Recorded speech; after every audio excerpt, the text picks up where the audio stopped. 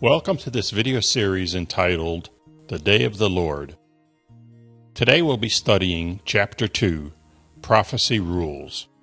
I hope you find this beneficial to your Bible studies.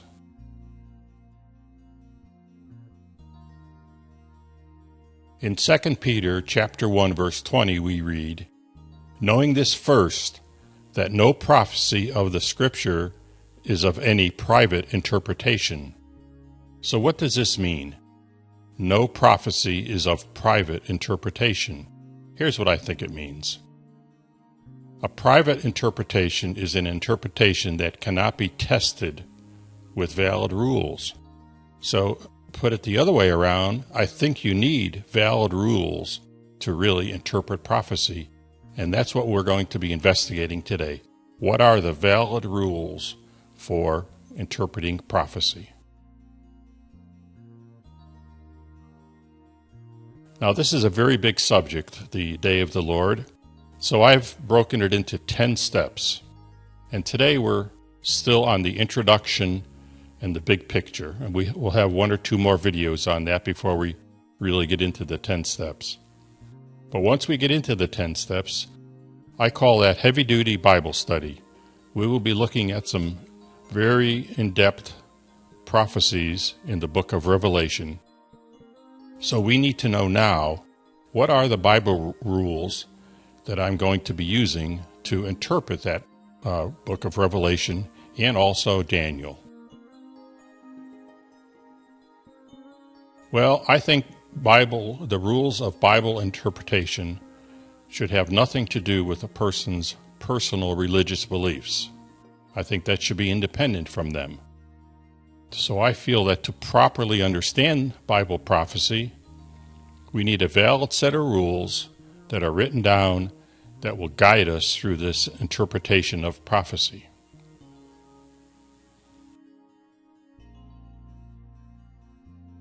So that's what this video today is all about. What are the rules I've used for this study?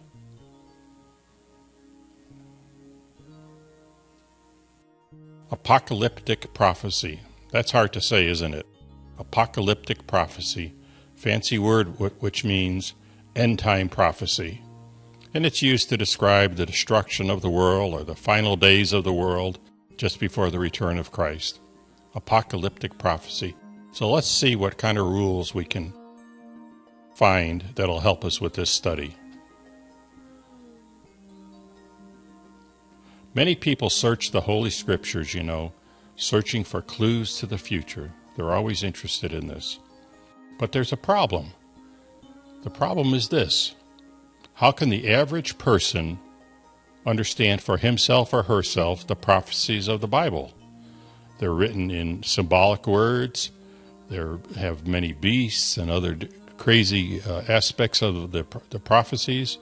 So how can the average person understand this? Do you need to have a PhD from some university to understand it? Or can average people understand it? So we're going to be looking at a set of rules that will help you to interpret Bible prophecy.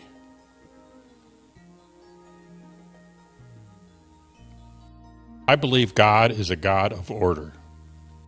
He created galaxies, billions and billions of galaxies are hung in the skies. He's also created the tiny little bumblebee that many scientists for years said was impossible for this bumblebee to fly, but of course it does.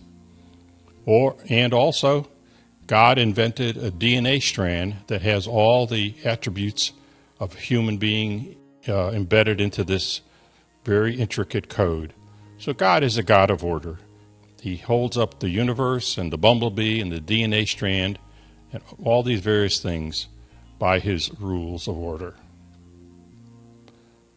So I believe that God did not give us end-time prophecies without valid rules to interpret them. We don't need 100 different people telling us each one has their own valid set of rules. I believe there's one valid set of rules that everyone could use. Energy equals mass times the speed of light squared. Well, I learned that in high school. You probably did also. That formula was postulated by Albert Einstein. And I have a question for you. Did Albert Einstein invent that equation, or did he discover it? Did he invent it or discover it? Those are two different processes. Well, we know that he didn't invent it, he discovered it.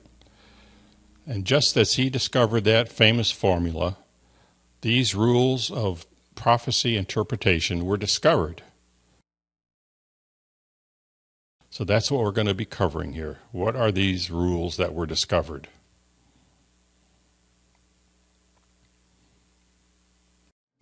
There's basically 4 simple rules, and these are the key to understanding end time day prophecies. First one is order. Second one is fulfillment. Third one is language. And the last one is timing. Now we're going to look at each one of these in some detail so that you'll have a good idea what each one of these means.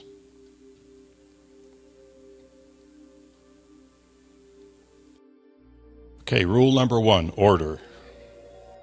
Each apocalyptic prophecy has a beginning point, and it has an end point in time, and the events within the prophecy must occur in the order they are given. So what does all this mean? Let's take a look at it in more detail here. First off, using these 4 Bible rules for prophecy, we find that in Daniel there are 5 prophecies, and in Revelation there are 12, for a total of 17 prophecies. Now we will be using the results of all these prophecies in the video series that I am producing right now. So you'll be seeing all these come into effect as we go through the videos.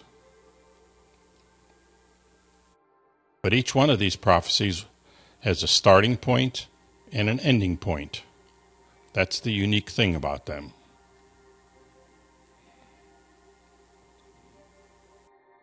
So, if you would like to purchase an excellent Bible commentary, I'm not getting any money from this. I don't have any business transactions. But you can buy this Bible commentary that details all 17 of these apocalyptic prophecies, and I highly recommend this book. It's been over 2 years in the making. It's called Jesus' Final Victory, and it has over 606 pages, and it's produced by this website company called Wake Up America. And if you're interested in buying this, it's very economical.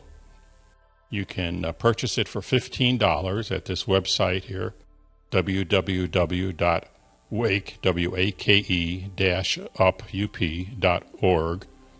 For $15, there's an 800 number, 800-475-0876. You can also download it for free. You can go to that website. You'll have to hunt around and find it, but there's a free PDF file that you can download this complete book right now and have it on your desktop in 5 minutes from now.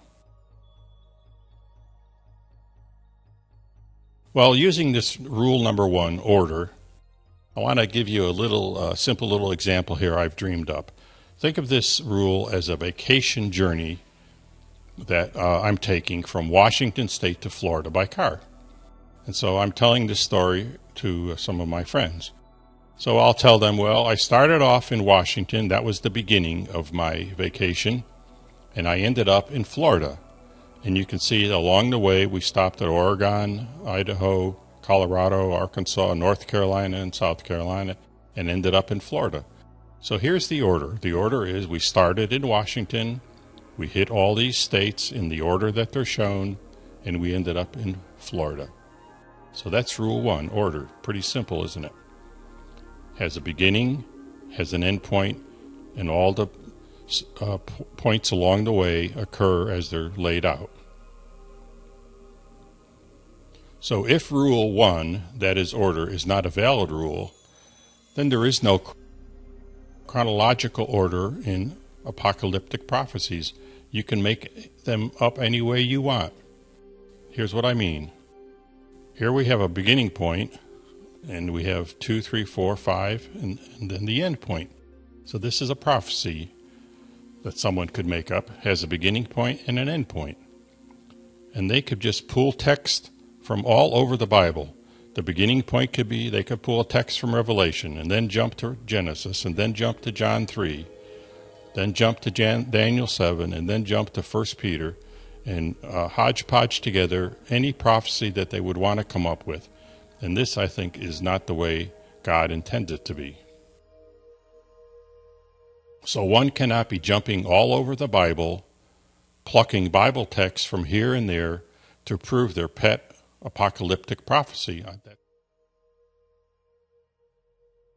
And here's a crazy example of how someone could do this. Now, this is not an apocalyptic prophecy, but you could go into Matthew chapter 27, verse 5, and it says, "So Judas hung himself."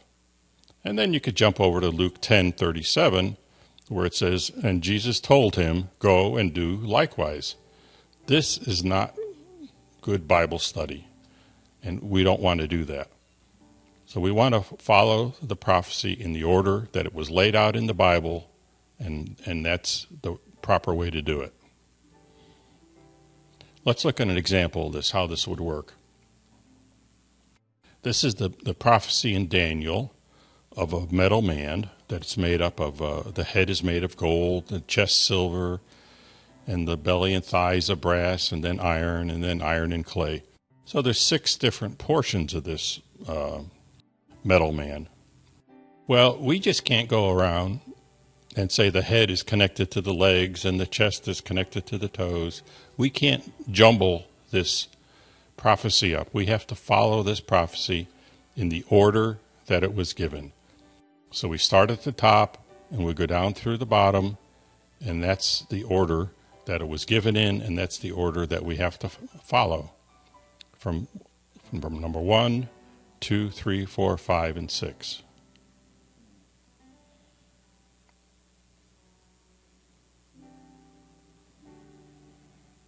So along with order is number 2, and it's called fulfillment. What does that mean?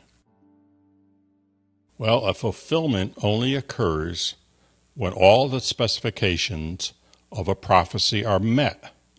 This includes the order within the prophecy. So let's go back to our little simple example here, where we start off in Washington. That's our beginning point, and we end up in Florida. Well, of course, along the way, we have all these different states we stop in. So fulfillment says that each one of the stops along the way, we should fulfill whatever that prophecy says there. So in my little vacation example here, you'll see that in Oregon, we went blueberry picking, for example. Idaho, we might have went to a quilting fair. Colorado, to a snow skiing. Arkansas, to a diamond mine, etc. So in terms of a prophecy, each point along the prophecy not only needs to be in this sequence that it's given in the Bible, but the fulfillment needs to happen before you can proceed along to anything further in that prophecy. So let's look at our example here of the metal man. Rule 2, fulfillment. Well, where are we on this prophecy? What has been fulfilled and what is yet to occur? Well, we can see here that number 6, we can see that God has not set up his kingdom yet. So number 6, the 10 toes made of iron and clay, this number 6 part of this prophecy is yet to be fulfilled. So that's still, we're waiting on this. We're still waiting on that aspect of this prophecy to be fulfilled. Very simple. All right, language. This is an interesting one also. Language. What are we talking about here? End-time prophecy language can be 3 things. It could be literal, it can be symbolic, or analogous. So let's take a look at each one of these. In order to reach the true meaning, one must consider several things on all these. One is the context of the various texts around the words. We need to look sometimes other parts of the Bible of parallel language to get a clue or indication what they're meaning. Or if it's symbolic, it must be defined by a relevant text. So content, parallel language, and if symbolic, defined by a relevant text. So let's take a look at a few examples of these. When you're studying a word to determine the meaning of it, how do you approach this? What should you do first? Well, the first thing we should do is to see if that word can be actually literal. In other words, the word, we don't want to jump to number 2 here, which is symbolic. So first off, we want to see if it's mentioning stars, which I'll have an example of. Are the stars that it's mentioning, are they real stars, or are they referring to something else, some other symbolic? So we want to always look at the words first to see if it could be fulfilled literally. And if not, then we want to look at symbolic. Does that word mean something else? It's a symbol of something else. And then finally, is it analogous to something else? So I've got an example of each one of these here coming up. Literal, symbolic, and analogous. Okay, here's that star example I just mentioned. Is this star literal or symbolic? Let's look at the first text.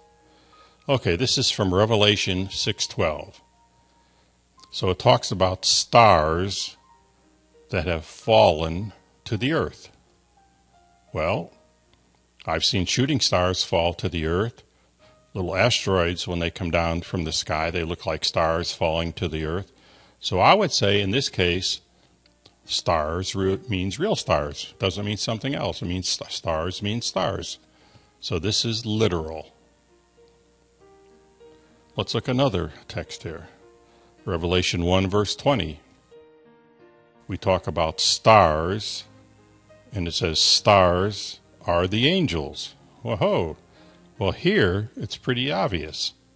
Stars don't mean stars. Stars means angels. So in this case, it's not literal, but it's symbolic. It tells you right there what it is. Stars means angels. Pretty straightforward, isn't it? All right, let's look at another one. Well, here in Revelation chapter 9, verse 1 and 2, we have a reference to smoke. And it says this smoke is like something. Well, that sure sounds like it's an analogous to something else. There's a shaft where all these, as it turns out, there's a shaft from the abyss, and it looks like smoke coming out of this shaft.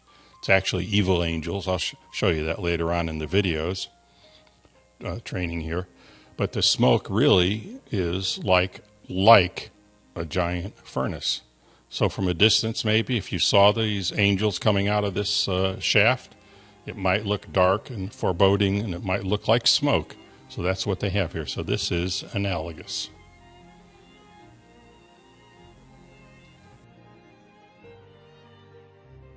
Timing, what does this mean? Well, in the Bible, end time prophecies, there are many time-related words. So what are they? Well, they are often like years, months, weeks, days, hours. Then in Daniel, there's some other words like time, times, and half a time. So there's many words in apocalyptic prophecy that relate to time. And this is a very interesting topic here. So let's take a look at some examples. So first off, what do? Do we assume that all time references are actual times? That is, for example, a day is a day, a year is a year, a month is a month. So do we assume all times are actual? Or is there a formula to convert time? That is, does the day, when it says a day, is it really meaning a year? Or like in Daniel, when it says time, does that really mean a year? So the problem is, how do we know what to do? Do we do an actual conversion, 1-to-1, or do we have some formula? So sometimes, unfortunately, or fortunately, however you look at it, sometimes a day means a day, and sometimes a day means a year. So God does use both time conversions in prophecy, but luckily there's an easy way to determine which time conversion God is using. Let's take a look at this. So let's look at a little more Bible text there first so you can kind of get a feel for this. Okay, this is in Numbers chapter 14, verse 20 to 34. And it's talking about 40 years, this text, 40 years. And it says 1 year for each of the 40 days you explored in the land.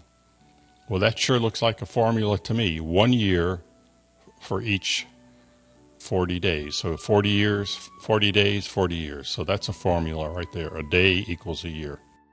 Okay, over here in Ezekiel chapter 4, we also look at another 40 days.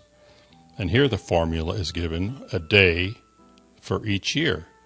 So here again, this formula here means 1 day equals 1 year.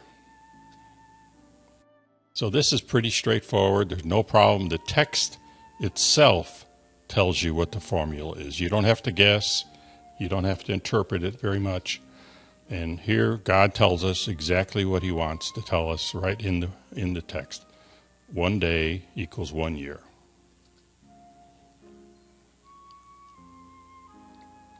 Well, this is an interesting one. 77's prophecy. Well, 77's is in Daniel chapter 9, verse 24. And this prophecy, and I'll cover this more a little bit later here. I'll show you some more slides on it. But 77's really means 70 times 7, or 490 days. And using the formula a day for a year, 490 days equals 490 years. So in this prophecy, a day for a year fits. And like I just said, I'll show you a little bit more about this here in a second. So we turn over to Revelation 20, verse 7. It says, when the 1,000 years is over, Satan will be released from his prison.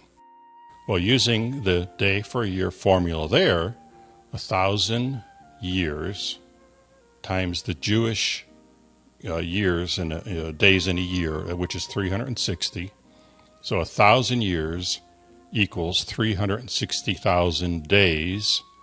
And then using the day for a year conversion formula, that's 360,000 years.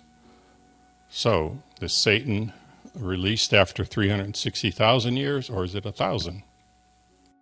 Well, I believe it's 1,000.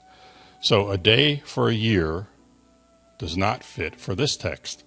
So we got a problem here. Both texts are prophetic, end-time prophecies.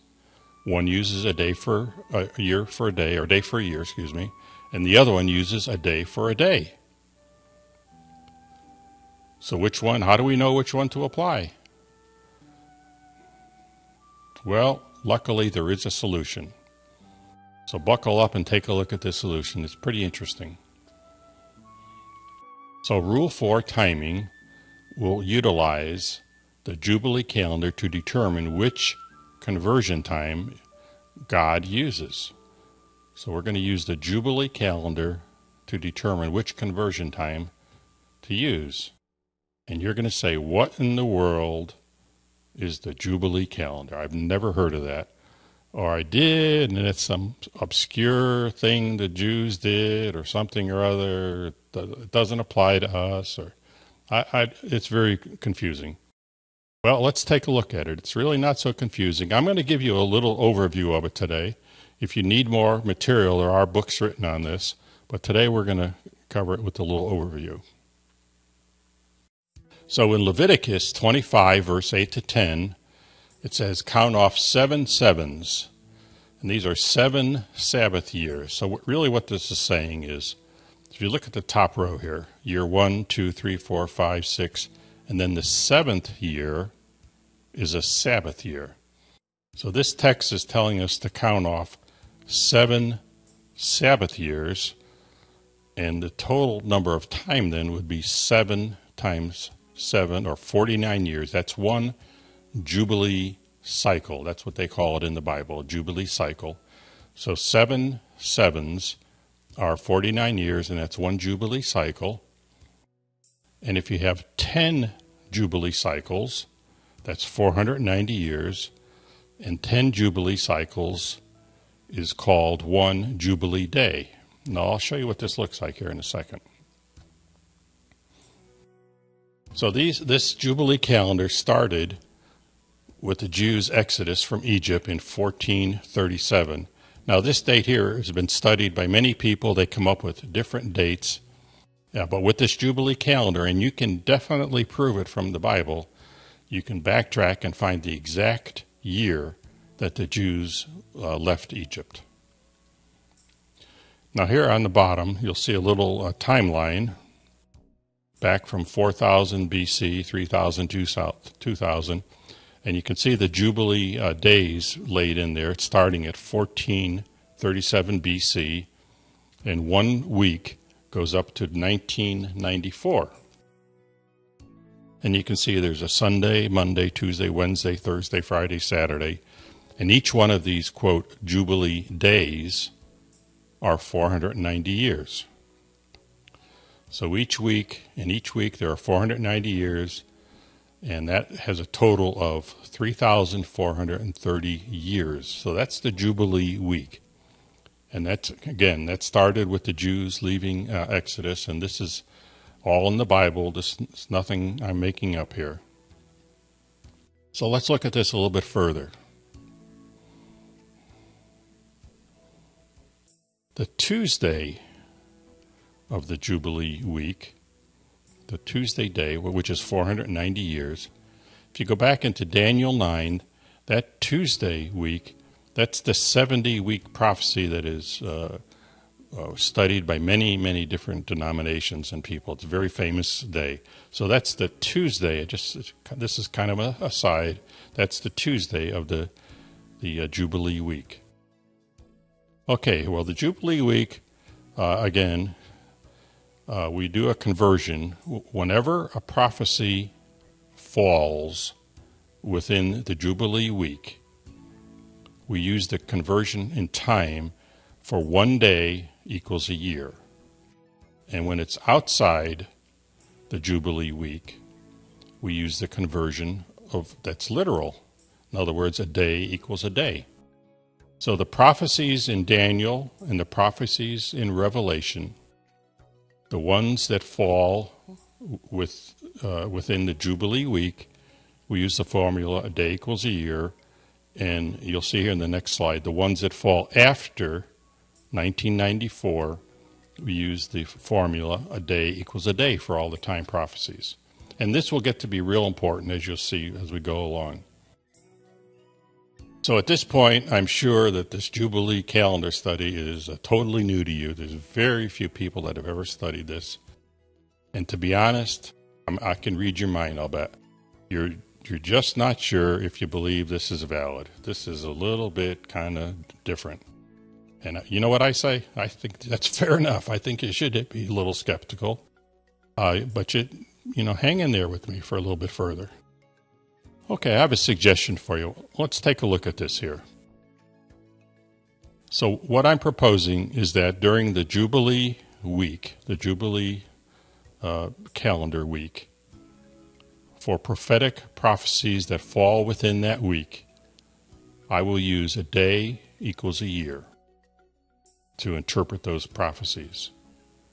For the prophecies that fall after 1994 in Daniel and Revelation, I will use the formula a day equals a day, for example. Be literal time. So this is what I'm proposing, to use this formula for the fourth rule for interpreting prophecy. So here's what I suggest. Don't accept or reject this prophecy rule until you've seen it in action. Take a look at the studies that I'll be releasing and see what you think. And I believe that you're going to see that the prophecies of Daniel and Revelation will make a lot of sense using this.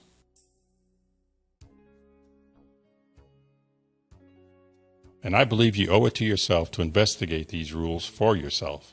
Take a look at them. Keep an open mind. And I think you'll be quite surprised.